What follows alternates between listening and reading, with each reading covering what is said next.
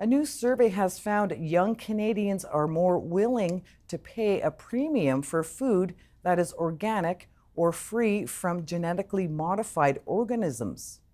The study conducted by Research and Co found that among Canadians over 55, 57% were unwilling to pay a higher price for organic food, but among Canadians aged 18 to 34, just 23% said they'd be unwilling to pay more.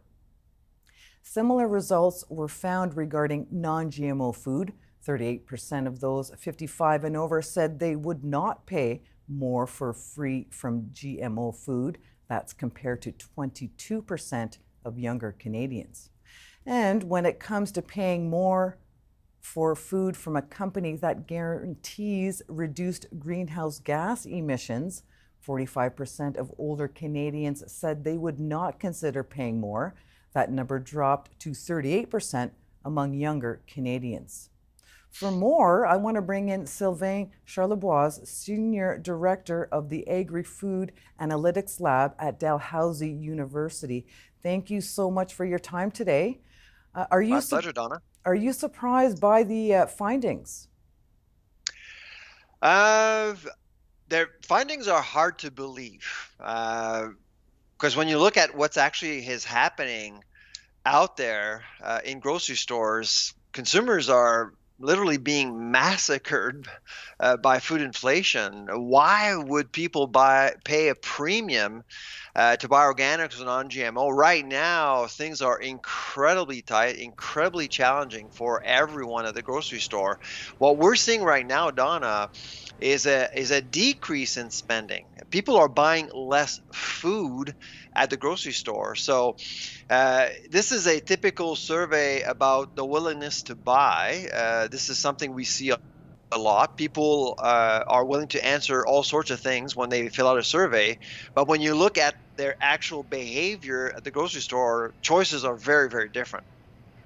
So, I mean, are younger Canadians willing to pay more then, or are they just saying that? I think they're truthful. I mean, they actually believe that some products are better than others, and they're willing to consider premium products. But a budget is a budget. When you show up at the grocery store, well, the realities of life kick in. I mean, you have to budget, and you have so much money to spend. And right now, basically, the average Canadian is spending as much money today compared to last year, which means that a lot of people are trading down, not up, including young Canadians. And younger Canadians typically have less money to spend.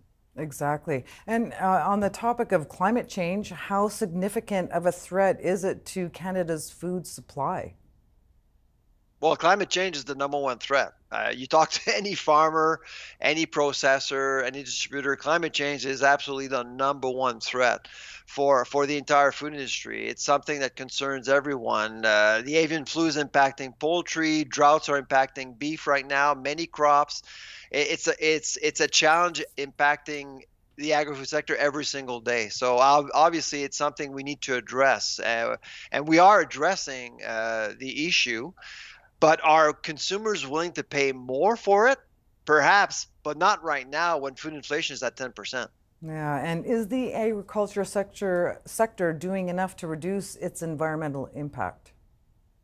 Oh, absolutely. If you look at the entire supply chain, all companies are concerned about climate change.